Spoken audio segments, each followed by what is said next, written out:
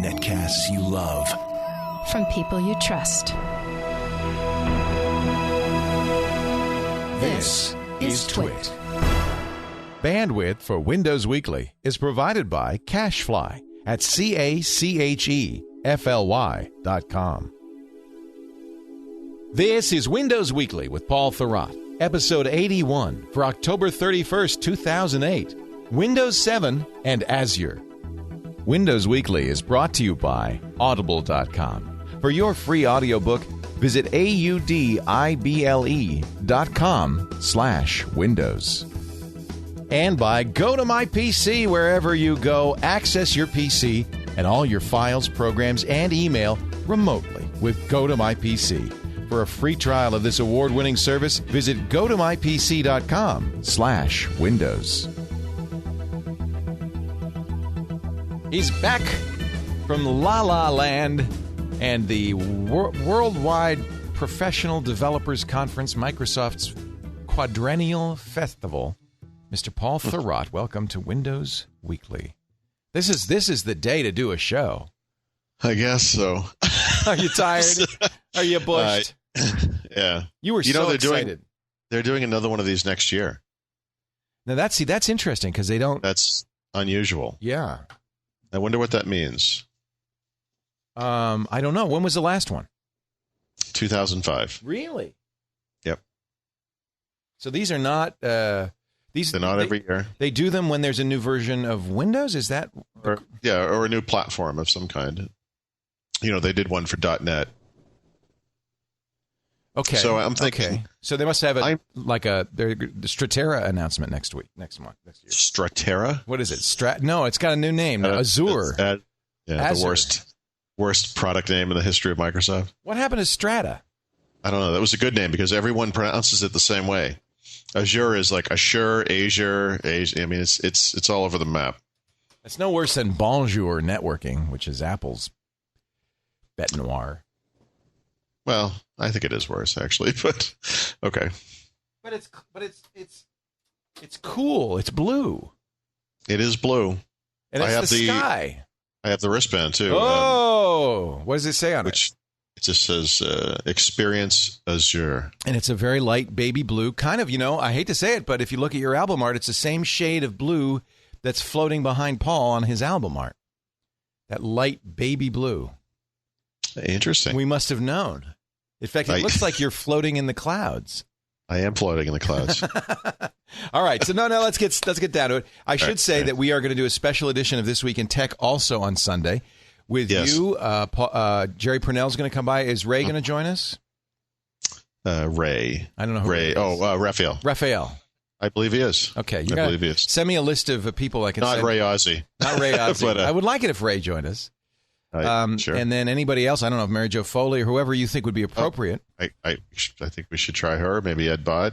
Bod would be great. Yeah. Okay, so we'll get the little round table going of these guys. So Twit will be all about PDC, but here's for Windows people, serious Windows people, this is the insider look at PDC. So there were really two things they were talking about: Windows 7 and Azure. Oh, I think there were like 17 things they were talking about. That's what makes it. There was all kinds of stuff. I think we should hit the high points. Yes. I'm ready. And then go to bed. In fact, maybe I should have done this from bed. From bed would be good. You're sounding like people sound after CES. Yeah. The problem is, they had a party every single night, and I went to all of them except for the last night. Thank God. Although I still ended up staying up late like an idiot. But it's hard not to say no. It's it's on the roof of a hotel. It's beautiful out. Oh yeah. Everything's free. Oh yeah. Hot and cold running. Bill Gates. Did they have Bill Gates? Yeah, was he there? Got stupid. No, he wasn't there. See, there you go. Which is fine because actually Ray Ozzie proved that he could be just as boring as Bill Gates in a keynote address. Which that's too bad. See, they were all afraid no one was going to be able to replace the guy, but actually, he still takes 30 minutes to get to the point, and it's good stuff. So, did you get the hard drive? Yeah, but the hard drive was sort of a non-event because actually I don't have it plugged in to tell you exactly. But first of all, it's not full of 160 gigs worth of stuff. It's full of maybe 90 gigs. Not that that's horrible, but you're basically looking at Windows 7, obviously 32 and 64-bit versions, Windows Server 2008. And that's just about it on the software end. There's a beta version of Visual Studio 2010, but it's only available through a VM. So you have to run it in a virtual environment. You can't even install it yourself. Well, and is that to protect it from getting out? No, I think it's because it wasn't ready. Oh, all right. The big deal was... I'm sorry? Tell me what the big deal was. I'm more interested in anything I have a little thing I might have to say. Well, so one of the things I couldn't really talk about ahead of time was they had a reviewers workshop on Sunday, the day before PDC started, and it was kind of a limited audience type thing. Obviously, it wasn't the whole press corps there. So you got to go to that. Yeah, so I went to that, and that was fantastic. It was an all-day event, but they actually gave us computers, like laptop computers that had Windows 7 pre-installed on it. And that's a good. They're not ours. Yeah, they're not ours to keep. We have to give them back, but we can use them during the duration of the beta and install new builds as they come along. And I think that the point of it was, we got these things on Sunday. They're announcing everything on Tuesday. This gave us an opportunity to have the thing up and running, and we could just get going. So, it had Office on there, so we could actually write on it and use it right away, and then come up with stuff. Because all of the people who were there, like myself, Ed Bott, Mary Jo Foley, all those people, we need to have material ready to roll, the second that the NDA expires. And this was actually kind of a nice way of doing it. So it's a cool little computer, too. It's one of those little ThinkPad X300s. It's teeny, and it has... I like that. That's the real thin one. Yeah, real thin. It's not a netbook, though. Because this is one of the problems Microsoft had at their earnings quarterly earnings call. They're saying people are buying a lot of netbooks here, and this is kind of hurting us. Yeah, problem solved, though, with Windows 7, because Windows 7 runs on these netbooks. Very smart. Very smart. Steven Sinofsky, the guy who's running Windows development now, his day-to-day machine is a netbook with a gig of RAM and a 1 gigahertz Atom processor in it. Wow. Is that a turnaround or what? That's fascinating. Well, that's what they had to do, right? So, yeah. So that was good. So that was Sunday, and then of course, we're all pumped up about Windows 7, and then they open PDC and they don't talk about Windows 7 at all. So what? The first day kind of came and went. It was so terrible. They talked about this Windows Azure thing, right? And Windows Azure, of course, is a cloud computing platform, and it was so confusing and so boring and. And it was just terrible because, we came off of this Sunday thing. Everyone was really excited and couldn't wait for the whole world to see this stuff. And then Sunday kind of came and went. They never even mentioned it, And it was just typical. Is Azure the same as Live Mesh, or is this something new? No. And something, I would love to be able to sit here and tell you exactly how these things work, but I'll give you my understanding of it. The sad thing is I sat through the keynote address, and we live blogged it, a bunch of us. And then I had a meeting with them for 45 minutes afterwards and asked, maybe 117 questions, because I really, and in fact, I asked so many questions, I felt like the annoying guy. I don't. You were that guy.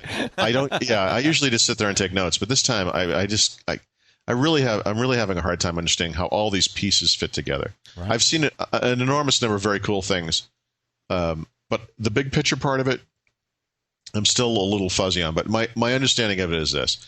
They're basically creating a version of Windows Server that runs in the cloud. And by in the cloud, I mean only on Microsoft's data centers.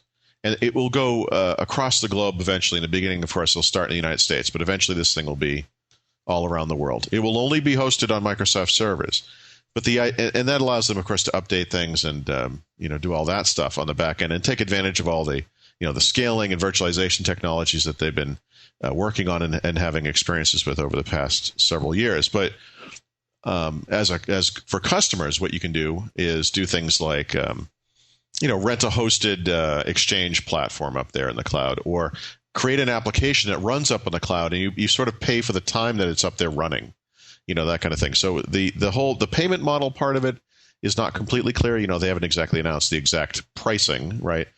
But the idea is that this stuff will run, as far as we're concerned, outside of Microsoft, up in the cloud, and it's the overall platform.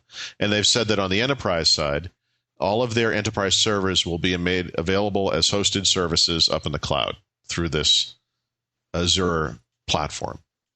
And there are the obvious ones like Exchange and SQL Server, which is, we call SQL Services, the cloud version and so forth, as well as anything else they do. So anything that's available locally, you'll be able to do it on the server, the services end, on the cloud end, and basically pay Microsoft, however that happens, by month, by computing bits, however it works. This sounds so much like the old days of time-shared computing. Mm-hmm. Yes, it does. It feels like a step backwards in some ways. I guess that's Dvorak's complaint about this always. Well, yeah. So the time-sharing stuff, obviously, it was a different era, and for the most part, you had to be local to the machine. And by local, I don't just mean on-site. I mean within a telephone call kind of thing, because you weren't, doing complicated things, right? Right. This type of thing, it spans the globe, and it's really complex applications. I mean, there's a lot of big issues here when you're running something where you're sort of doing it locally, but it's really running up in the cloud somewhere. So it's impressive in that sense. You're right. I mean, I think conceptually it is. Yeah. I mean, it is kind of the same thing, isn't it? Yeah.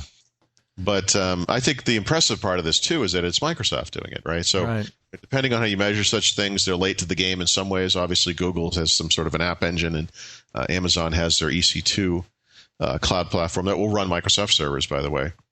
But this is Microsoft. I mean, they're moving everything over to there. So I think it is impressive. Now, as far as the live mesh, live services stuff and all that goes, it's kind of hard to say exactly how it fits in. It is part of the puzzle. It's the consumer part of the puzzle. I guess I would say that live mesh is the sync platform underlying their wider live services platform, which is all of the consumer stuff. Right. So live mesh is a subset of of Azure. Yes. Yeah. And it's the sync part of it, which makes sense. That's what we saw. That's all we've seen is the sync. It's sync. It's not just sync, but yes, it is sync. It's also a runtime platform like .NET is. Okay. So you can create an application. One of the demos I saw, this is very cool. How do I say this? Live mesh applications are essentially, because they can run in the browser, they can run on a phone, they can run on Windows. There's sort of a Java-like least common denominator thing that happens there. Right. You can create JavaScript/HTML style web applications, but you can also use Silverlight. And Silverlight is itself a subset of the full .NET framework that runs on a Windows PC. So there's some really interesting capabilities there. And we talked about the NBC Olympics app, web app that they had up over the summer, which is fantastic. Mm-hmm. The interesting thing there is these applications run on your web desktop from Live Mesh in a browser. They can run on your Windows PC, your Macintosh computer. They can run on your Windows mobile phone and other devices down the road. Anything that's Live Mesh enabled, right? So right now it's PCs, Macs, and web browsers. Oh, and mobile phones. Those are all available now in some capacity or the other. The new part of this platform is the application. So when you write an application, it will run in any of those environments and interoperate between them. So you can do things like one of the demos I saw was a Windows Home Server application running a special version of Live Mesh that isn't publicly available yet that runs on Home Server, controlling home automation controls. So you can log onto a website, you could run it locally, it doesn't matter. You could be on the road, and you could back at home be changing, the temperature of the house or turning the lights on and off or whatever it may be. That's cool. So, yeah. Interesting stuff. So that's Live Mesh. Obviously on the Windows Live side, there's the applications they're working on that we've talked about that's now called Live Mesh Essentials. And then there's the live services, which are the things like Hotmail and Windows Live Photos and Windows Live Spaces and the other services, some of which are here now, some of which are coming down the road. Those things run up in the cloud and essentially will be running on the Azure platform over time, if they're not already, depending on how you look at it. How much of this is, forgive me, blue sky? And, and how much of it is actually...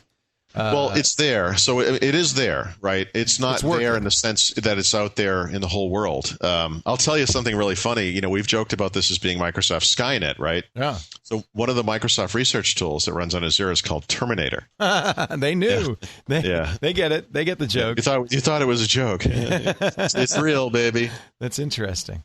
So they were able to show you all of this stuff actually working. This wasn't not to show it to us. I mean, it's one thing to show it to us, but also give us access to it. Wow. Yeah, we have people who went to PDC can sign up. I got my invitation for Azure. I'm not much of a developer, but I could write applications, Wow. Have them hosted up on the platform, and have them run there and so forth. So that is something I'll play with. I actually what I really needed to hear and didn't hear was, this is exactly how it's all coming together. This is exactly where all the pieces come together. I kind of thought that was going to be the point of this. So right. I asked a lot of questions in that Q&A we had, the meeting I had. I don't know. So I need to sit down with them again, and we'll go over that stuff. But there's a lot going on there. And I guess the simplest way to look at it is, it's Microsoft's server platform hosted. Right. And available, And that's not such a stretch. I mean, when looked at in that light, it's not such a stretch. Yeah. That's right. Yeah. And then on top of it, though, and I guess what will be interesting is doing things like putting Microsoft Office on top of it. Yeah, I mean, that's one of the things. This happens all the time.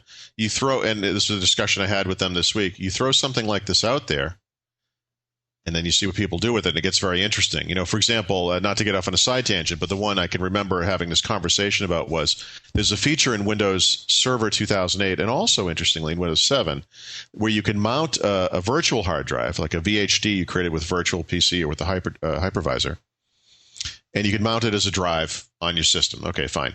But you can also boot the computer with that thing. Wow. And so I said, well, you why would you boot from the cloud?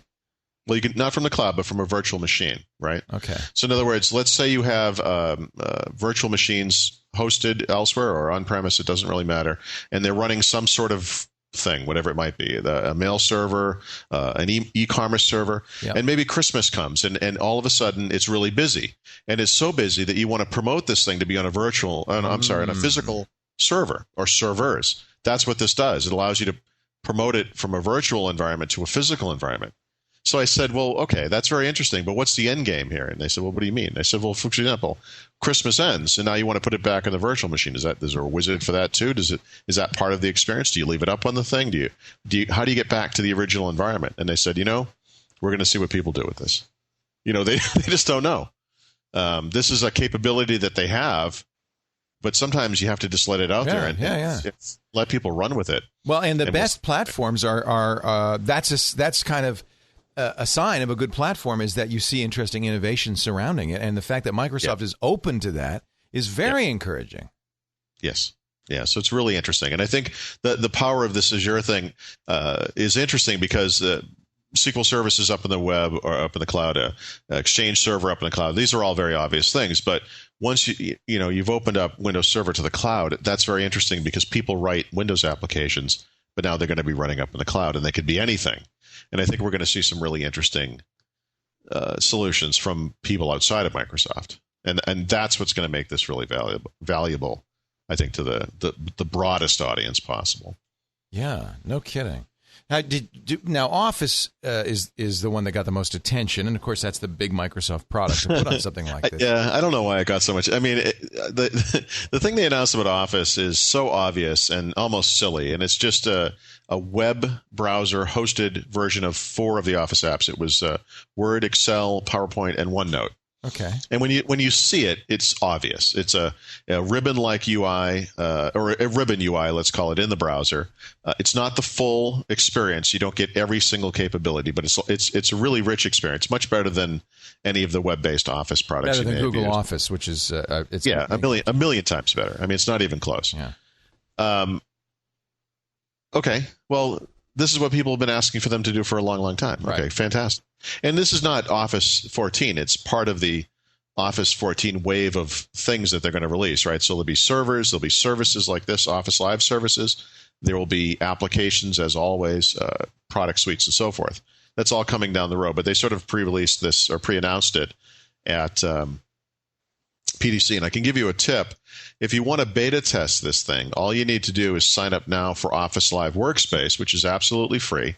And those people who are on Workspace are the ones who will be invited to beta test this before the end of the year. So if you want to check it out, just go to officelive.com, log on to Workspace. Just start a Workspace. It's, like I said, it's free. You need a Windows Live ID. And once you get in there, you'll be on the list to test it. Cool. So but it interoperates. That means anybody can do it. Anybody can do it. You can collaborate, too, between Office applications. and on the web at the same. You can be working documents together and so forth. It's kind of a neat thing. So this strikes me as a win for Microsoft because they've already got everybody. Everybody has the software. So what they're doing is adding that component that might attract people to something like Zoho Office or Google Office. Yes, it is. It's exactly. I described it as a defensive move. Yeah, it prevents people from leaving. So we do that too. And since you're already using, and since you're already using Office, you can have the full experience on your desk, and it interoperates. So you could create a desktop application, then save it to the cloud, and like that. Yes, and they all work together. Yeah. They all work together, and it runs in every browser known to man at this point. They specifically highlighted Safari, for example, as they always do now, because they want to appear to be as open as Microsoft can be open. So it works in everything, and that just opens up possibilities for Office users. I suppose people as individuals, there'll be a free ad-supported version. So I guess some people could not get away without buying Office, perhaps. That's fine, but I think that the big deal here is you're never going to be trapped out on the road and not have access, to whatever it is, some sort of editing functionality, whatever. So you can view and edit. I like it. I like any browser, because it doesn't force you to use an online application. You can still use your desktop, but you have the features of it. That's a perfect way to do that. Yeah. Is it in Microsoft's interest to move people to this? I mean, I know Microsoft has for years loved the idea of renting software. Yeah. They are going to make it available to businesses on some sort of subscription basis. And for businesses to pay for that, the advantage they get is they host it locally. I love that. Yeah, they're not out in the public web. And that's really interesting because I'm going to suppose they haven't announced pricing, but I'm guessing the pricing on that will be much cheaper than a traditional Office suite, right? So you can have people who only have light editing requirements, which, by the way, is like probably 97% of the people who use Office. Yeah. Will be fine with just this. I mean, between this and Outlook Web Access, this is your entire Office suite up in the web. Yeah. So, for most people, this is probably all they're going to need. And I suspect they'll do the pricing right on that one. They didn't say what it might cost. No, this was a really early preview. Yeah. So we're talking next year, right? I'm guessing they're going to plan to ship this thing at the same time as Windows 7. And there'll be a new desktop, Office 14, and there'll be servers, there'll be new Office everything. Live services. Yeah, everything will be updated. Sounds like, everything I've read now about Windows 7, it sounds like this is what Microsoft should have done in the first place, maybe. Except that they couldn't. They couldn't have done this then. That's the thing. I mean, I agree with that, but let's be fair. They couldn't have done it. It's an evolutionary step from Vista. It is, but it's a nice one because they did all the hard work before. The foundation's been laid. They talk like this all the time, but it really translates into something that people can see. So, with Vista, you had to explain to people, well, it is a major release because they changed all the underpinnings. They made it all componentized. It's a different thing. And they said, yeah, but look, it's got a start button and, a desktop. It looks just like Windows. Yeah, but, So now they're reaping the benefit of this componentization in Windows 7, and they can make a lightweight version. They can make, you include what you need. They're making it fun and usable. I said the screenshots I saw looked gorgeous. I mean, I kind of can't wait. It's the type of thing where as you're using it, you smile a lot. And I was really careful to watch people. It's like the Monday keynote was classic because, like I said, Ray Ozzie gets up there for 30 minutes, blah, blah, blah, blah, nothing. It says nothing. And then finally he says, I'm happy to announce our Windows cloud computing platform, Windows Azure. And there was this sort of kind of golf clap sort of moment where, people sort of felt compelled, like they were supposed to clap, but they weren't really getting it. Right. And then the keynote, and developer audience too, not exactly, the happiest, sunniest group of people, but the Windows 7 demo, which was all about Surface UI, kind of frilly, stuff. And it was just amazing applause again and again and again. And it was like an Apple event in that way. I mean, people loved it.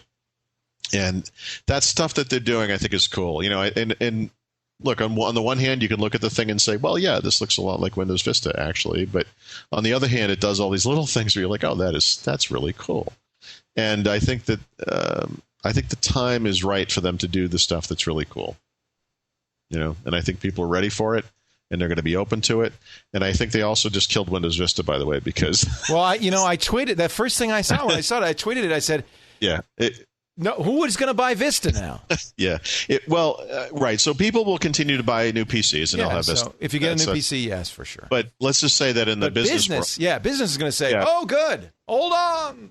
We weren't really going to do it anyway, but now we can stop pretending we were. Right. And now we'll just wait until Windows 7. Right. Yeah, absolutely. And it is a good upgrade for business because it's lighter weight. There are actually business features in there for the first time. It's not as dramatic as they want to make it sound. One of the conversations I had with the server guys was that, this is the first time since Windows 2000 that we've actually designed and developed both of these OSs in tandem together at the same time, and we're going to be able to ship them with these features that are a big deal on both sides of the equation. So back in the Windows 2000 timeframe, they did things like Active Directory and group policy. These are major parts of server. It was a big deal and a huge and painful changeover.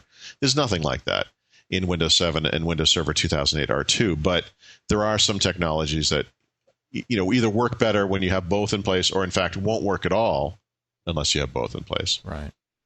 And that's okay, not Active Directory big, but kind of interesting. But I think there'll be a big deal for businesses to have both these products at the same time, especially for the guys who kind of like to be out there on the leading edge, because some of this stuff is out there, in some way. Yeah.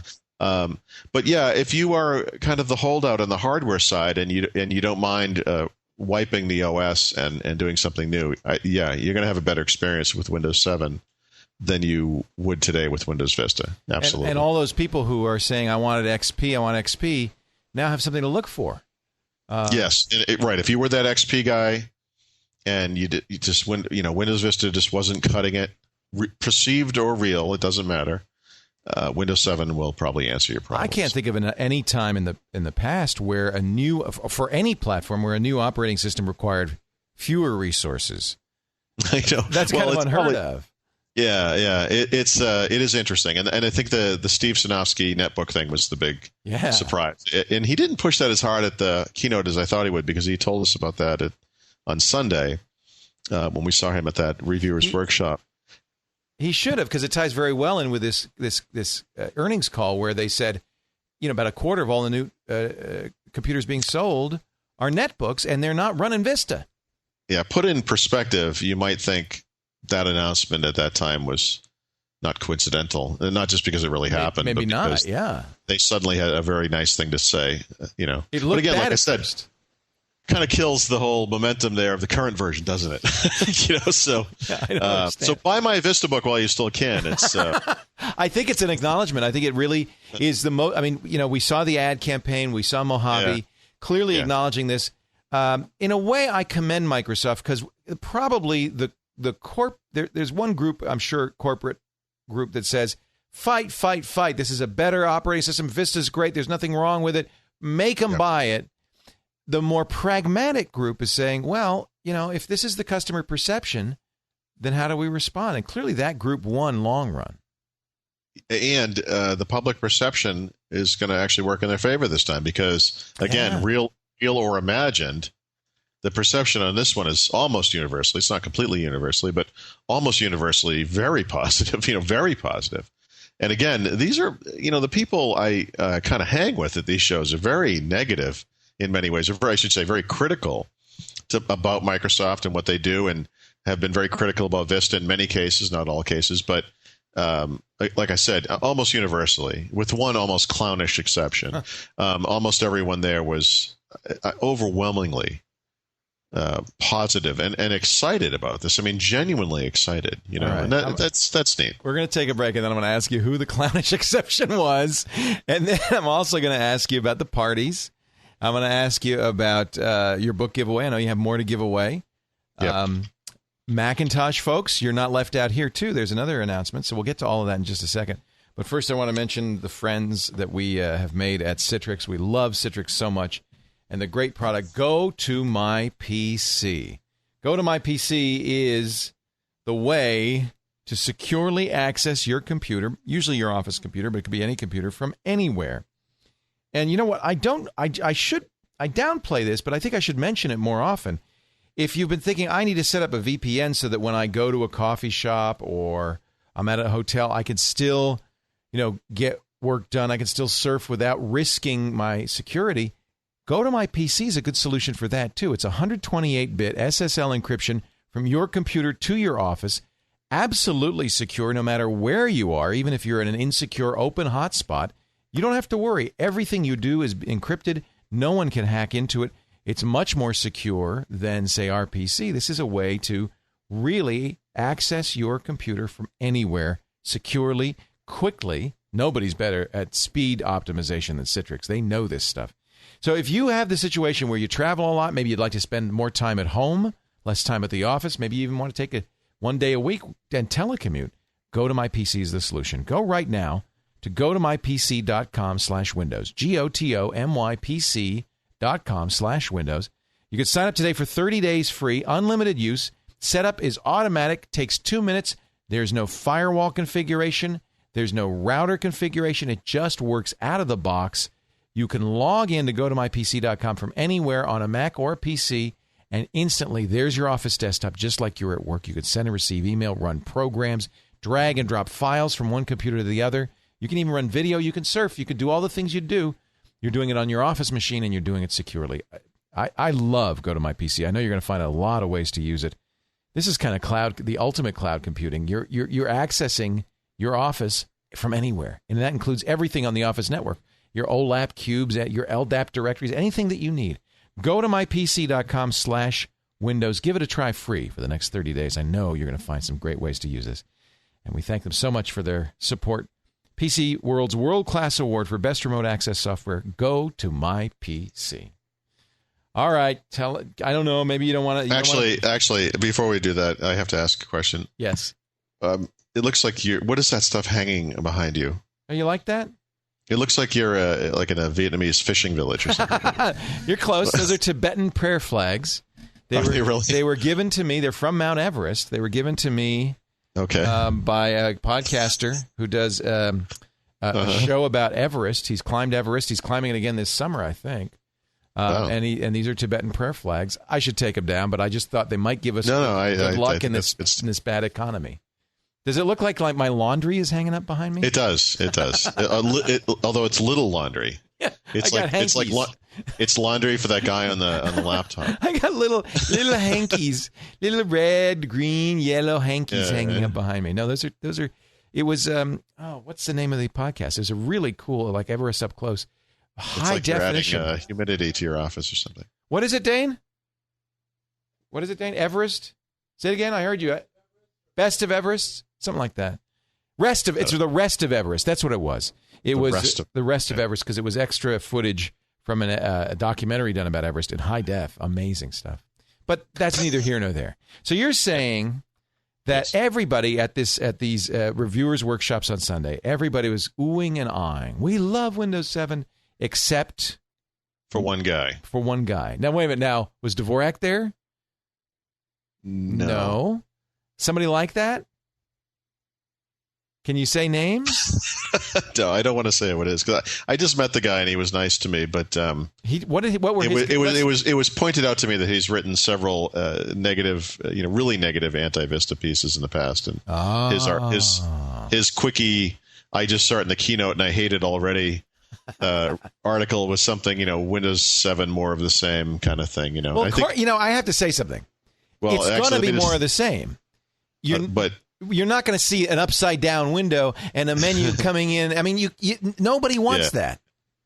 I think he was upset because he didn't get invited to the workshop. Oh, that's what it was. And apparently, yeah. Oh, that makes me cranky when I don't get invited. Based on what he said to me, that's what I took away from it. All I ask is that Microsoft treat me like anybody else. I wasn't even invited to PDC, so I'm there. Sure. So is a PDC invite, or can anybody go? Anybody can go and pay, but you have to be invited to as a journalist. Be there. Yes, I think I could have if I'd wanted to. I think you could have gotten in. Yes, based on some of the. I'm starting to regret it. It sounds really cool. Steve Gilmore. Steve Gilmore went down there. It sounds really cool. But on the surface, it sounds like it would be terrible. Like WinHeck sounds like it would be really boring. But actually, those shows are pretty good. Everybody who goes to WinHeck, which is the hardware developers conference, loves it. They say this is one of the best conferences of the year. During the Vista development, it was the best show to go to. It was fantastic. So is it the parties? No, it's not the parties. It's never the parties, Leo. Never. Oh, yeah, right. Is your wife listening? Is that... Yeah. Well, no, she's... I have to say, Comdex was the parties. There's no question. That was the fun part of Comdex. CES, a little less so. Right. Well, so this one, it's, these are like press parties, analyst parties. They have, apparently every group at Microsoft wanted to throw $1 million at the wall and, rent out a hotel for the night or something. I don't know. But, it was good. That stuff was good. But the problem was, you got home at 1 and 2 o'clock in the morning and then had to get up at 6 to make it into this thing in time for the morning stuff. And that's always the problem at CES too. A couple of days of that, One guy didn't even make it on Wednesday. He was actually offline the entire day. We were so nervous about him. We sent someone back to the room to check on him. And then there was a guy, actually the same day, a guy from Microsoft who never showed up online. And we have some humiliating photos of him that we'll be using for blackmail later. Let's just say that anytime a drink comes in a color that's not natural to nature, you shouldn't drink it. No. Not drink it. Don't drink it in volume either. No. So, Brandon, if you're out there, we got pictures to prove it. We got the pictures to prove it. Oh boy, it was a good time though. Did they talk about Windows Mobile at all? No, nothing to say. Nothing to say there. No, and I was hoping there'd be some Windows Mobile 7 stuff. Mary Jo Foley caught wind of a Windows Mobile 6.5 release that's probably coming next year. I didn't hear anything about that, but they talked about mobile only very generally in the context of we're gonna hit Windows across all these different platforms, and that's, by the way, this is one of them. But I still feel very strongly that have I mentioned how much I hate Windows Mobile, Leo? Yeah, I think you might have said that once or twice. Yeah. Mm-hmm. In the case we haven't covered this, I'd like to spend maybe 20 minutes. I hate Windows Mobile. Well, you know what? Windows Mobile wasn't so bad. The 700W, the Trio, great phone until all these other better phones came out. And then, Leo, the World War II field phone was a fine solution for its time. But you wouldn't want to say it today. I agree with you, but technology marches on, and I don't know. I just got my first update for the G1, the Google phone. Yeah, I don't know what they changed, but how are you liking that now? It's in the harsh, cold light of the morning. Now that I've had it for a few weeks, and I'm now that it's not unique or different. What's going on there? I think I'm probably going to still use the iPhone predominantly, just because of the variety of applications. But they've really amped up the number of apps on here. I think it's a very I like the feel of it. Not everybody will. I like a heavy phone. I love the keyboard. I think for things like I just downloaded, for instance, and this is a very geeky thing, but an SSH terminal program that allows me to log into my servers using a secure shell and do stuff. How did you ever get married, dude? What is it? Honey, I know Bash. I can, but you can type and so it's really useful. Oh boy. I like it a lot. I mean, the iPhone is sexier, prettier, better for a lot of things, but I'm still, it's so close that I'm carrying both of them. It really is the truth. Interesting. Yeah. I think if I go Windows Mobile, God help me, it would have to be that style of phone where you can slide the keyboard out and get the full keyboard. Yeah. I would consider that. I don't know if you want to go Windows Mobile, dude. Oh no, I pretty much don't. But yeah. So there's going to be Live Mesh for the Mac. Did they show that off? They didn't show it off, but it's out now. If you go to livemesh.com, you have to go. In fact, you might want to do this right now because I believe they're going to run out of invites, and that's going to be it. I think if you just go to livemesh.com with a Mac in Safari or Safari works. That's how I did it. And log in to your Live account and add that machine. You'll see an option there for the Mac OS install. Oh, that's cool. It works. But that's a limited MESH. It's a limited test right now. .com. Mm-hmm.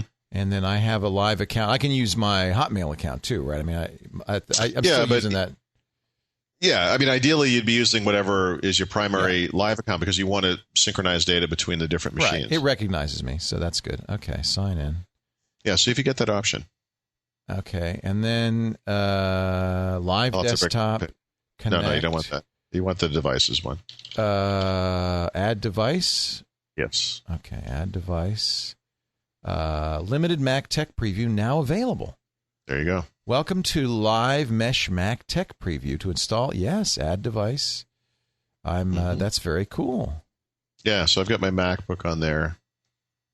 And it works nice. It works like a Mac app. It's not to get off on an Apple thing here for everybody, but it's got the little mesh icon up in your menu bar, like what do you call those little icons, like sync and the Mac. You know the Mac.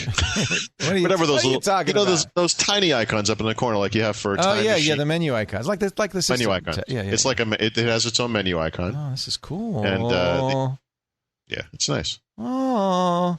So that means now that this is actually a really good solution for people who use Windows and Mac to share data back and forth. Yes. Yes. Ooh, I like it. I just opened it and it's working. Yep. Oh, how nice. How nice that they didn't leave us out.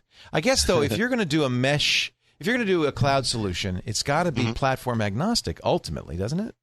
I would say so, yeah. So presumably they would ship a Mac Office, for instance, that would support the Azure. That might be the silliest thing you've ever said, Leo. You just like it when I say Azure. Azure. I can assure you. That Azure. I'm getting blue just thinking. Are you giving away more books? In fact, now might be a good time to give those away, Paul. Right now? Yeah, exactly. Just get rid of them. I can only give them away. Thank you, Microsoft, for completely screwing them. No. Yeah, so I will announce this on the site. I got 30 more books while I was away. The first 30 are out now. Finally, they're out shipping around the world, or around the country anyway. Excellent. I will announce the times and dates. I'll do it the same way, but we'll do it from the website this time. So I would I'll put something on the front page when it happens. So I would say just stay tuned to supersite.com, winsupersite.com, and I will do that. I see I'm creating my live mesh folders. Look at that mess. Look at that. What's going on up there? This is my little menu. No, up the top. You got like 17 icons. Oh yeah, they're all doing something. This is the equivalent of the system tray. By the way, I really liked what they did with the system tray on Windows 7. I do too. It's gone. It's pretty much gone. By default, you don't get any stuff. Throw something down there, you don't see it. You have to go enable it. You have to go find it and enable it. I kind of like that. Although I thought maybe it's just a cosmetic fix because the stuff's still running, right? It's just not, you don't have that. It is still running, but honestly, for a lot of people, the problem is it's the notifications, right? It squelches all this stuff by default. It's kind of nice. UAC is also less annoying? Yeah, and we've talked about this. UAC over time on Vista actually becomes less annoying on its own, right? Right. What was that face? That's just a little face. I made a little It's like your expectation face? Yeah. So I got to stop looking at this. Stop looking at the TV. Pay attention. So, by default, it's really interesting. UAC comes up almost never at all. And this is out of the box, so I have installed it on a few machines here since I've been home. And you very rarely see UAC. And when you do see it, you don't get that annoying everything's got to stop because I have a question to ask kind of effect. Right. Just a little dialogue box. Right. And so even the few times it runs, it's just not that annoying. It's nice. That's really exciting. Yeah, they call it turning down the noise. Turning down the noise. Yeah. Yeah, that's a very good way to, I think that's a very apt way to put it. That's, I think, exactly how users feel. It's like this machine. This is annoying, and it's noisy. It's like talking to me too much. I don't want to. I just didn't want to do that exactly. I took a screenshot of a Norton dialogue today that said it says something along the lines of, "We are currently doing something in the background." Hey, that's great. Thank you. What am I supposed to do with that? Here's what I want. Here's what I want you to do. What? I want you to shut up and don't tell me anything unless I'm about to be hacked. Here's what you're doing. Here's what I want you to do. Yeah, did you know that a computer program can do stuff in the background? No. My goodness, what a capability! You are a really impressive bit of technology. Yeah. Could I upgrade for another year now? While you're, or are you too busy? They didn't even tell you what. They just said we're doing something in the background. It didn't even say what. Yeah, we're doing. Don't look. We're doing something in the background. It's I don't know completely normal. Did nothing to see here. Move along. But yet we felt the need to tell you about it. Those aren't the droids you're looking for. Unbelievable. Anyway, now I see a note here on your rundown. New Hotmail. Have we not talked about the new Hotmail like 8 times now? Is there something new about the new Hotmail? Yeah, no, it's actually new. So no, they've been slowly trickling out this new version. This time it really is. I don't know what the new stuff we talked about before was, but this is. I'm new. Going there right now. Well, you may not have it. That's the problem. So I just got it. I made the mistake of thinking that everyone had it, but as I've been discovering via email today. How will I know? Oh, you'll know. Because it will be so. It's starting to sound like a Dr. Ruth show. How will I know? You will know. I can't tell you what it is, but I do know it when I see it. All right. No, it's you'll get a window. Yeah, it says your inbox has a slightly new look. Does it say slightly new? Really? Yeah. Does it say slightly? It does. Your inbox has a slightly new look. No big changes. More like a repainted room than a remodeled house.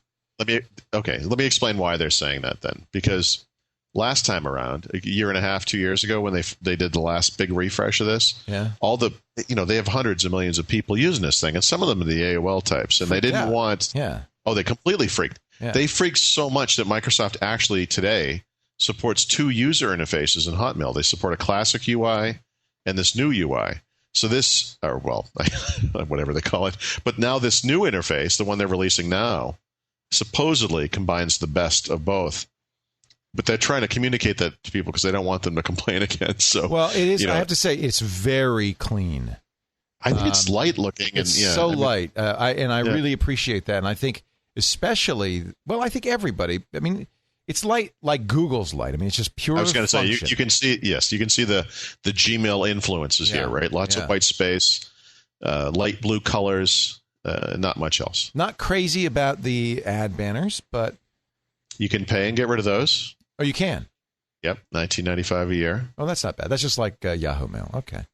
Yeah. I think, and look, they've got, look at this. They've got some nice little templates. This is nice. Yeah.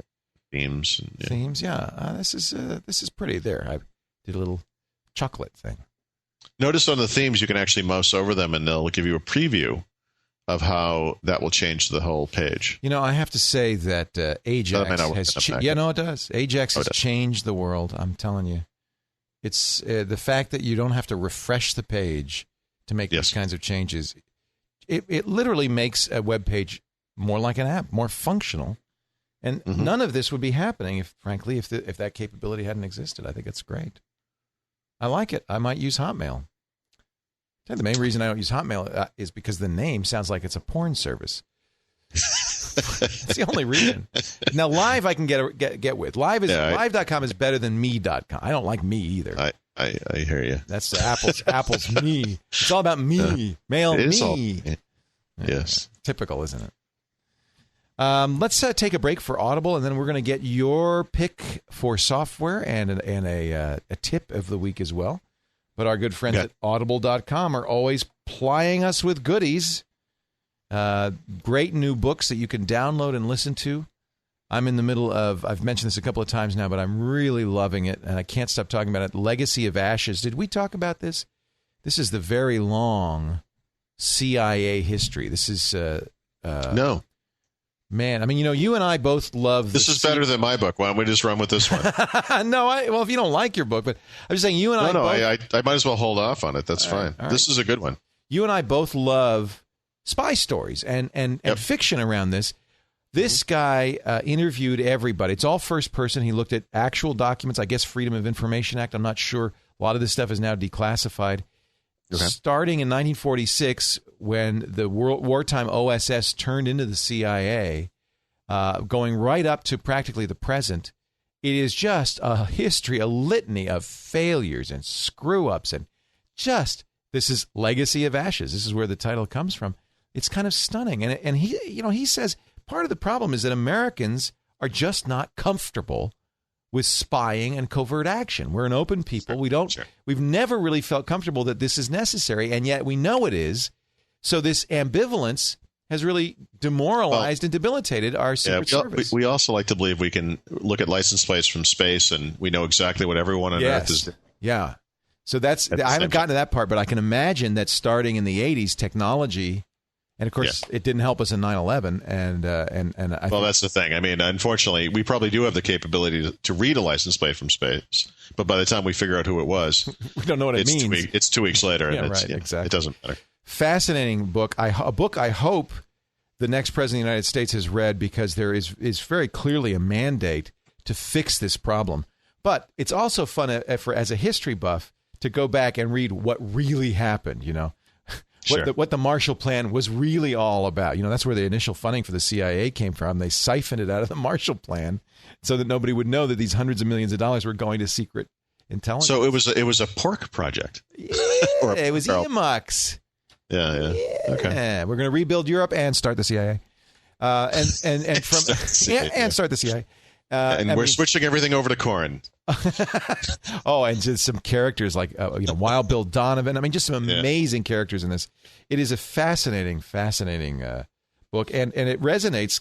I've read every Jean Le Carré book and all of these. This is I'm really enjoying it. Now, I don't think it's 1 credit because it's really long. Sometimes when books are extra long at Audible, they're 2 credits. I can get you 1 credit though. Get you started anyway. If you go to audible.com/windows, you can get a credit towards any of their books. And there are a ton of them, 51,000. I suppose on Halloween we should be talking about scary books like Chuck Palahniuk's Haunted. And, some of the great Wes Craven stuff they have on here and so forth. But I don't know. I think Legacy of Ashes is pretty terrifying. I was going to say, I would think nothing of bringing up a horror book in February. So it's yeah, you love those Stephen King stories. So anyway, I'll give it a recommendation. It's 21 hours. It's a long book. If you like history, if you like hearing, I like knowing what really happened. I always when stuff's going on in politics or whatever, I always think, boy, I can't wait. I hope I live 20 years to the time when this stuff is declassified, so I could find out what was really going on. Well, this stuff has been declassified, and now you can find out what's really going on. Winner of the Pulitzer Prize, Legacy of Ashes, The History of the CIA by Tim Weiner. What a great book. My Audible recommendation. For those of you who, like me and Paul, love the spy stories, this is a real-life story of the CIA. Does it literally say it's not a single credit? I don't know. That's a good question. Let's see. If I buy it for a friend, I could probably see how many credits it is. It might just be 1 credit. You know what is more than 1 credit is, and the reason I say this is Anthem, and I'd recommended this a couple of times. Oh, and that is 2 credits. You know what? I think it's only 1 credit. Legacy of Ashes. Go to audible.com/windows, and yes, this could be your book. Really well done. The reading is by Stefan Rudnicki, who sounds uncannily like Leonard Nimoy, Mr. Spock. It always freaks me out a little bit. He's a good reader. Really is easy to understand. And on a book like this, you do want somebody who's very clear, precise, so that you can understand what he's saying. Legacy of Ashes, audible.com/windows. We thank them so much for their support of Windows Weekly. Couldn't do it without them. All right. By the way, a reminder for you hear us from time to time referring to the video. We do send video of this show out when we record it. We do it every Thursday at what time do we do it? 11 a.m. my time, which is 2 p.m. your time. Is that right? Or we do it later? I can't remember. Yeah. 2 p.m. Eastern. We do it too, yeah. 4? No, we do it. It's 4 today. We're doing it late today, but normally we do it at 2 o'clock. I don't know. I get a calendar. Yeah, it's at 2 o'clock. It is my phone. That's what the calendar's for. You go to Twit. It's live.twit.tv. You can watch the video at 2 p.m. Eastern every Thursday. You can also listen. We now have an audio stream, so if you're in the car, this actually works in the car if you have a phone that supports IceCast audio. Now, how come we don't have a video version of the podcast? You mean what we do? If your phone supported Flash, you could watch our Flash. No, like a downloadable video download. Yeah, yeah. That's the plan. It's frankly, it's budgetary concerns. I don't want to. In order to do that, one of the reasons I started this network I didn't mean to put you on the spot. No, you're not putting me on the Leo. spot. I'm glad to explain it. Sure. One of the reasons we started as an audio network is because audio is cheap and easy to do, and I think most of the audience likes listening because you can listen anywhere in your car and so forth. Sure. But since we now do video, and we have been for the last 3 months, it does make sense that we would just capture this video that we're doing right now, for instance, and make a show out of it. It turns out, this is one of the reasons Revision 3 laid off 10 people this week. It's very expensive to do video. In order to do a video show, we're already recording it and taping it. That's a lot of the expense. The next step is I have to hire a full-time editor to take it. We're not going to even edit it that much. We would just put a beginning and an end on it. Sure. But then you have to encode it, which takes hours. We would encode it in 2 different formats. I already figured all this stuff out. I just haven't implemented it in a large size for, say, an Apple TV or a TiVo. Let's be fair. Aside from the occasional goofy thing, most people don't want to see us. It's just, yeah. I think there's a demand for it. My question is, how much of a demand? We know the advertisers want it, but the problem is the way we get paid for advertising is by the number of people watching. We get paid per 1,000 viewers. So if 1,000 people watch it, if I make $70 for the show and I'm paying $200 to edit it, it ain't going to work for me. So I just don't want to get in the situation, especially with these tough times. We literally were interviewing people. We were on the verge of hiring Paul, and then the stock market collapsed. I got a little scared. I panicked. Joe the plumber called. He said, "Don't. Whatever you do, don't." And so I decided to hang these towels in your room, and that will handle the humidity. That's what I did. Yeah, Joe the plumber told me about those. So I decided I'm going to wait. I'm going to see what happens. So far, advertising, knock on wood, has gone up, not down. We've gotten more buys since the crash and we haven't lost anybody. But I'm going to wait until January or March. I think by March we'll know what's going to happen. If advertising continues, I will hire an editor. I know I've said that I would have video by now. We will have video, not every show. If we'll see what people want. If they want this show, Paul, they want to see your ugly mug. I feel like I opened a can of worms. I was just... No, it's a good question, and actually, I'm glad to answer it because like when you ask somebody how you doing today, like, oh God, my back is killing me. Well, I'm sorry, I didn't mean to bore you. I just thought that people might be interested, and that's the rationale. We are doing streaming video, which is cheap. You had a huge plan. Chance. Hey, I'm paying attention. I notice when the stock market, and I'm paying attention to this stuff, and I don't want to be here's really the reason. I don't want to hire somebody and then fire him 3 months later. Sure. So if all goes well, it's my absolute plan to do video of this stuff. I know people want it. We will start by doing a best of, which you will be in. Every show will be in. We'll do a weekly best of, and then we'll move on from there. That's a great idea. Yeah, I think that's a good place to start. That'll give us some idea of testing the waters. I do look at Revision 3. All my friends worked there worked there. Right. And some of their shows do very well in video, do better in video than audio, and some do not. And so it's kind of an unknown. We just don't know yet. But I'm always open to people telling me what they want and what they're interested in. And, of course, one of the things we are working on, the video we would download. Okay, one more thing. I'm sorry, Paul. I didn't mean to hijack the show.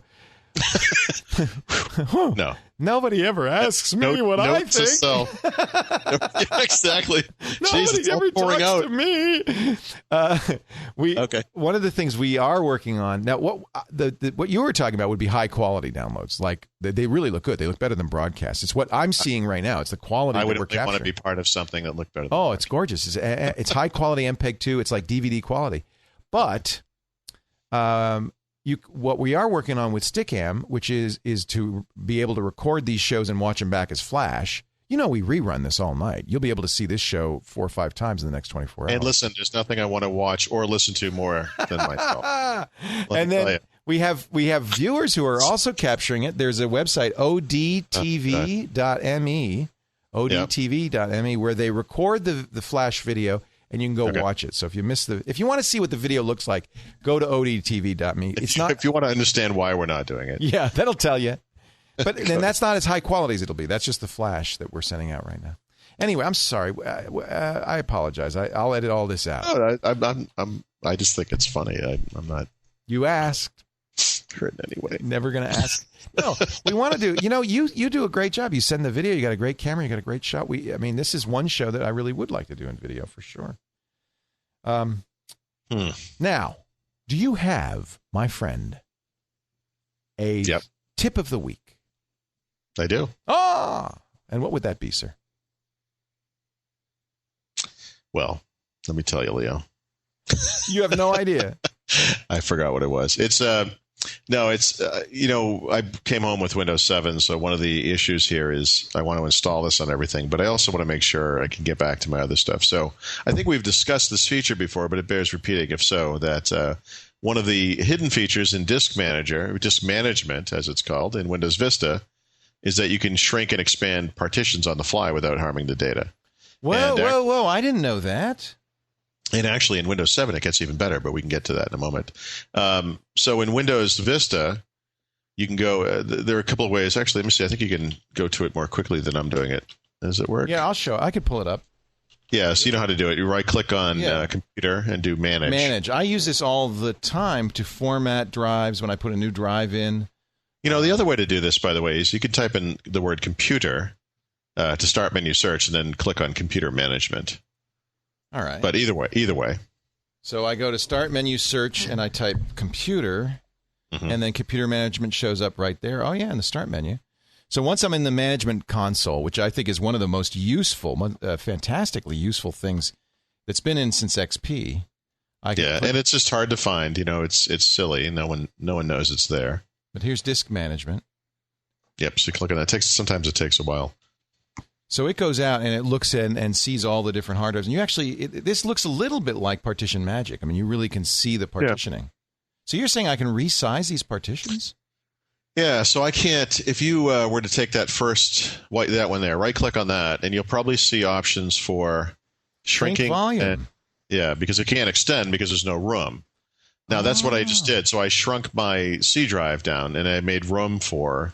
Look at that. For Windows 7. That is really cool. So that is like partition magic. It's non-destructive. It doesn't delete anything. Right. And by the way, it's on the fly, too. It doesn't reboot. It doesn't do a bunch of crazy stuff. Now, there are limitations. It's not just like partition magic. If you had 3 partitions on the same drive and you deleted the one in the middle, right, physically, I guess, and wanted to expand the one on the end, it wouldn't work. Okay. You can't move them around, right? It doesn't do that. So it's not a complete replacement, but it is kind of neat. I had one partition, wanted to make it 2. You just right-click, shrink volume, shrink it by a certain amount of space, right-click in the empty space, new volume, and you're up and running. I'm not going to do it because this is the same machine we're recording the show. I was going to say, we've been down that one before. You know me and buttons. Don't click on, what does it say? Shrink. Should I shrink that? Yeah, shrink it. What the heck? What could go wrong? What could go wrong? It's not live or anything. It's fine. Yeah, that's cool. Isn't that funny? I've been using the disk management console for the longest time. I had no idea it had non-destructive resizing. Yeah. So now in Windows 7, in the same utility, there's an option. If you go into more actions on the right, one of the options is I think it says mount virtual hard drive. And if you have a VHD on your hard drive, as you would for virtual PC, you can actually mount it as a drive letter. Wow. And potentially, I haven't done this yet, but I guess you can also boot from it like we were discussing earlier. But the thing that's interesting, I was talking to Ed Bott about this. I don't understand how you can boot from it because how do it know? I don't know. I haven't done. By next week, I it's intend not a to partition. Well, so here's the joke. So let's say you have a 160 gig hard drive, and that's on your system. That's all you have, right? Yep. And you create a 60 gig virtual hard drive on there, and those things expand dynamically. As you probably so it know. Could be 10 gigs. It could be 2 gigs. Yeah, it could be anything. Who knows? So I was joking with him. I said, I'm going to create a 160 gig virtual hard drive. I'm going to mount it as a drive, and I'm going to double my disk storage. And if you understand what I'm saying, that should be funny. It's a geek joke. It's kind of an insider. It's good. Joke, It's a geek joke. Ed laughed. That's really cool. So that's a very good tip. That I guess you still might want partition magic for some more sophisticated stuff, but boy, is that a handy thing. Now, I haven't used partition magic in a while. Do we know that it works with Windows Vista? Because I have no idea. I would presume they've updated it. But. Yeah, that was an issue for a while. I do know that. But for some things, it's in there free. I mean, you might as well take a look and see if you can if it can do what you want it to do. If, for example, if all you want to do is add a partition there at the end of the drive, this will do it. And it's free, and it doesn't. Unlike partition magic, you know how that works. You reboot, it does all its text mode stuff, and it kind of comes back up after that. This doesn't do any of that stuff, so it happens on the fly. It's nice. Very cool. Very cool. That is a really useful tool. All right. Yeah. Can't wait. See, another reason to love Windows 7. It just keeps getting better. It's all. Are you gonna start a new book? Is Raphael and you are going to work on something? Yeah. I think we might be able to start on it pretty soon. That's what he was asking me. So he says, "Well, what do we start now?" I would. Maybe we should. You had said last week that they had so componentized this that everything that was in there was like done, and they would slowly add things until the August ship date. Now that you've seen it, is that your understanding still? Yeah.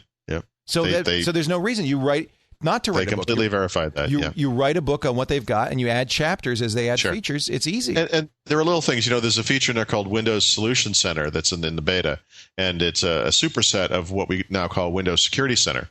But they're actually changing the name of it. So the next version we get, it will be called Action Center, which may or may not be a better name. It doesn't really matter. But that's the kind of thing that can change, right? It's not a big deal. But the feature itself is in there, right? It's happening. So not a big deal. There'll be things like that. That's not a big deal. I mean, you remember with Windows Vista, I got screwed royally by writing about the file system stuff back in December of 2003. It changed 11 times, Thanks. It might be humorous for people to go back and look at this chapter and how I had to change it over time. Mostly it's painful, for me, but I don't want to go through that again. But I think that might actually be possible if I was so inclined. I could actually start working on this right now. Very cool. I think you just finished the other one. You need a little bit more of a break, but I was thinking the same thing. That's why I was phrasing it in theoretical terms. Let Raphael start. He can write the introduction. Yeah, here's some chapters. Why don't you update these? I'm the wrong guy to ask. The last thing I wrote, and I think it's the only thing I wrote this year, was a like a 200-word foreword for a book. Nice. And the editor only had to ping me like 80 times saying, That's right. That's the other thing. So I do things on the web every day, no problem.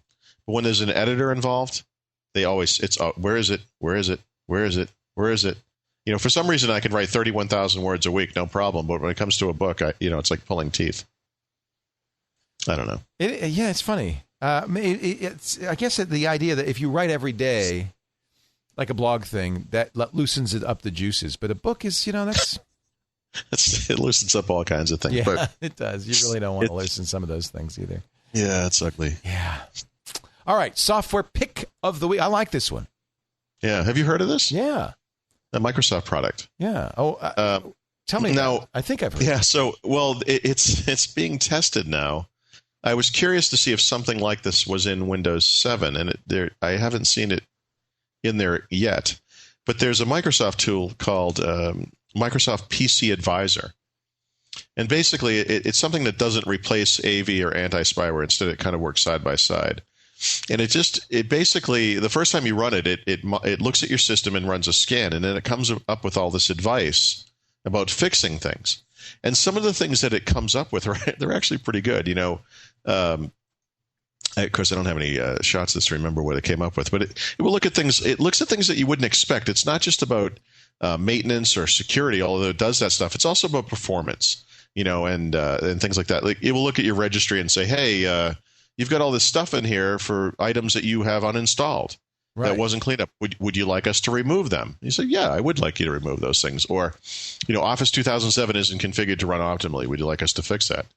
Yeah, I would like that. So I guess the question is, how accurate is it? How useful is it? Yeah, so I've run it on a few machines. I mean, I can't say that I've noticed a 10% performance improvement or anything like that. And I can say that some of the stuff that it has done, is a little odd. For example, I was taking notes at the Reviewers Workshop on Sunday, and of course I muted my speakers just in case something would happen. So I get this little pop-up that says, "Hey, something's wrong with your audio system. Would you like us to fix it?" No, and you kind of get rid of it, and then it pops up again. "Hey, you don't have any sound. I mean, we can turn the sound on. Do you want us to turn the sound on?" And so it does things like that, and you could tell it, "Hey, seriously, stop asking me about this." But I think that first of all, it's free. It's unclear when and where this ships in final form and so forth. I have a download URL that I provide off of my blog, and we have a URL I could give you to get to that. But maybe it disappears, maybe it appears in final form at some point. It's really kind of unclear, but it's really a response to the notion that, Windows PCs tend to degrade in performance over time. What can we do to prevent that from happening? And what can we do to, monitor the system on an ongoing basis to keep it up and running the way it should be, And there's other stuff in there. They have tips and little interactive tutorials. There are actually videos that guide you through, how to get things done. And actually things that appear on screen where they highlight your start button and say, click here, and you follow them through the steps necessary to get going. My son just walked by my office wearing the What's his costume? Scream. The Scream costume. He's never seen the movie, thank God, but I think he thinks it's from a painting. Oh, it's that horrible face. Yeah, the Scream mask. He's 10, so these things are. Anyway, my son is, it's so funny. He's 14. Yes. And I'm saying, you got to get a costume. You got to get a costume. He says, no, I don't want a costume. No, he said, get this. He said, I'll figure it out on Halloween. I said, no. That means you're going to take a paper bag, cut holes for the eyes, and that's your costume. He says, I could do anything. I could take a branch, paste it to my forehead. I'll be a tree. I said, Henry, you're not going to want to walk around with a branch taped to your forehead. Let's do a costume. What's the problem? And I think he's embarrassed to have me go with him to the Halloween store because he's 14, right? And he says, and so we drove by, and he literally ducked in the car. He said, all my friends are in there. I said, Henry, just come on. I'll stand 10 feet behind you. Just pick something. So finally, I coerced him in. I got him in. It was like so fast. We bought. All I could find. All he wanted was. I tried all this stuff. He says, "Stop it, Dad! You're embarrassing me." I got him facial fur. It glues to your face. Like that magnet toy where you make. Yeah, no, but it's more. And then you're supposed to comb your hair into it so you look like Teen Wolf, right? I said, "This is the perfect costume. Just wear your leather jacket, your teen stuff, but you'll have facial hair like a werewolf, and it's easy, and you can wear it all day." So we'll see if he does it. But fair enough. What I'm saying is enjoy this time. Oh God, it's over before you can snap your fingers. In 2 years, the kid's going to say, "I don't want to do a costume." When you get I think 14 might have been the last. The last year I went out for Halloween as a kid. I dressed up as a girl. Yeah, and I think I was propositioned by half the guys in the neighborhood, and that was kind of the end of that. That was, that's really bad. How Halloween got ruined for Paul. You would make a lovely woman, though. I was cute. Kind of a manly woman, but yeah, sure. Nothing like back hair, So anyway, this PC advisor thing. Oh, well, yeah, okay, we got distracted again. So you see, I'm not a big fan of, let's say, for instance, register cleaners, right? Because in my experience, the risk is greater than the reward. Fair enough. How do you stand on that stuff? I agree with you. I would never run such a thing. Yeah. You might help, rarely does, but it's much more likely to screw you up royally. It's unclear to me, ultimately, what effect a bloated register really has on your system. Yeah, as long as it's under 2 gigabytes, who cares? Right. If it's parsing the thing when you boot up, that's one thing. But once it's gone by that stuff, day to day, as you're running the system, I don't know. Of course, my PCs are a little bit different than most people's. I tend to wipe these things out regularly because of all the testing I do. So, maybe for most people where you have the same install of Windows up and running for 1 or 2 years, horrifying even thinking of that, but I suppose it's possible. You might need that kind of thing. But I would look at something like this. It's from Microsoft. It's from Microsoft. And the tools are cool. It seems to span the range of things you have on there. One of the things it did was it said, "Hey, this version of Adobe Flash you have, it's out of date. You should get the new version. Click here to get it." Yeah, that's neat. Yeah, that would be useful. Yeah. There are programs. There are third-party programs that do this. It's nice that this comes from Microsoft. It's free. Right. And as long as it's not doing something horrible, anything who knows? helps. Once all you people start downloading it, maybe it will disappear. It's hard to all right, I'm getting it right now. It's hard to say. We've got a link.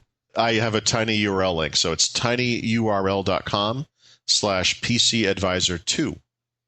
I had to take the 2 because the first one. Somebody had PC Advisor 1. Yeah. tinyurl.com/PCAdvisor, the number 2. We'll put a link in the show notes also. Hey, it doesn't hurt to have it. And, let me ask you this. Have you seen all these ads on TV for this program that speeds up your PC? They're buying a lot of ad time. In fact, it was on the ALCS by accident. It's no. What is it? What's it called? It's It's not a sham wow, is it? No, but it might as well be. I have seen that ad. It's finallyfast.com. The funny thing about the ad is it doesn't do anything. Well, it's the first machine they show is clearly a MacBook that they've superimposed a blue screen of death on. Nice. And then the guy calls Finally Fast or whatever, downloads the software, runs it, and then everything's running fine. He's using an iMac. So I think the ad agency might have been a little confused. But my question is if this is a good program or not. It's my understanding that the company that creates this was known as a malware company not so long ago. They are a Microsoft certified partner.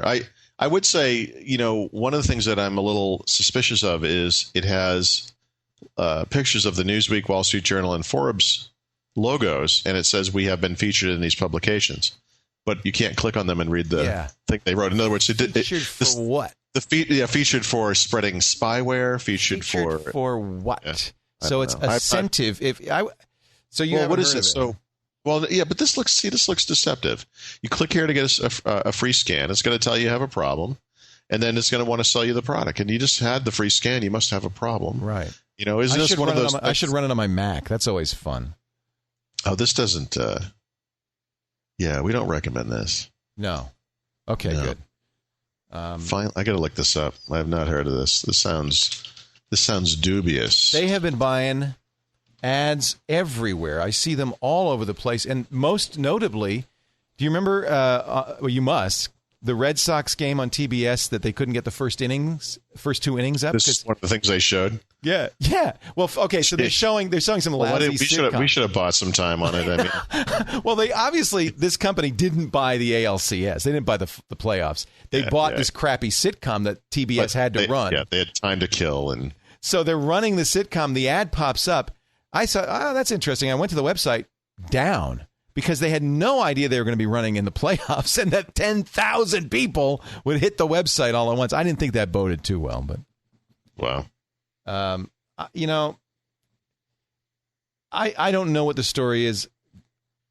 Well, Microsoft is running a campaign right now against things like this, where they, in fact, some companies have been sued. I know in Washington State, I want to see New York State, because this is deceptive advertising. What Microsoft said was that you run an online scan, it always says you have a problem, even when you don't, and then that fools people into thinking they need this product. Right.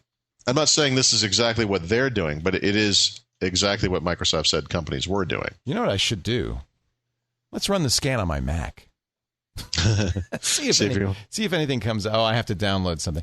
I'm sorry. I can't recommend that you go on a website, do this, download something, and run it. I don't know if this company incentive is good or bad, but I should install this on a fresh virtual machine, right? That has nothing on it. Yeah. And see what it says. And if it recommends this product, then they have no. The thing I've been told is they made a program that has been identified as malware. It was called Spyware Striker. It's the same company as Centtive, I believe. Right. So,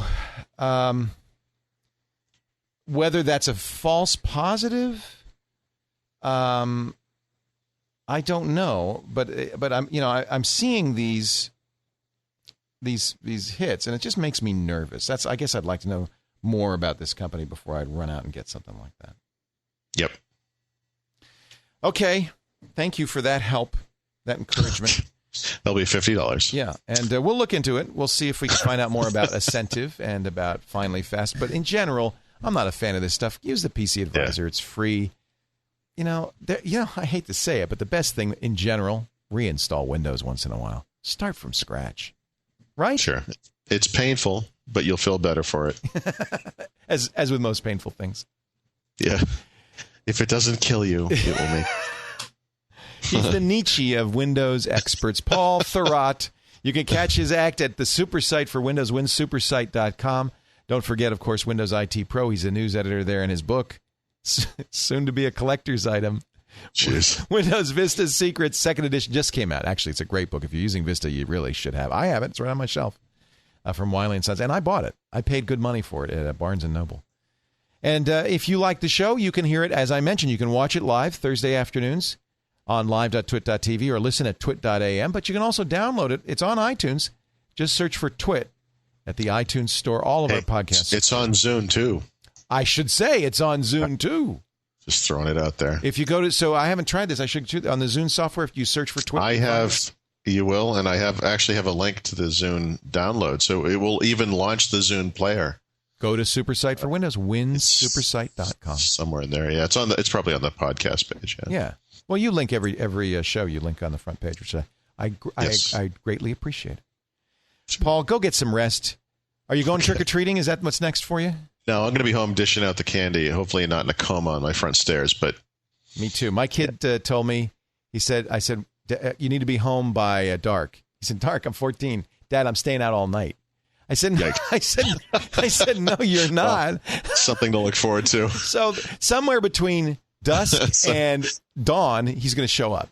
There you go. Well, it is Halloween, so. Jennifer's she's in Mexico at a resort. She cleverly picked Halloween to be out of the country, so it's all up to me.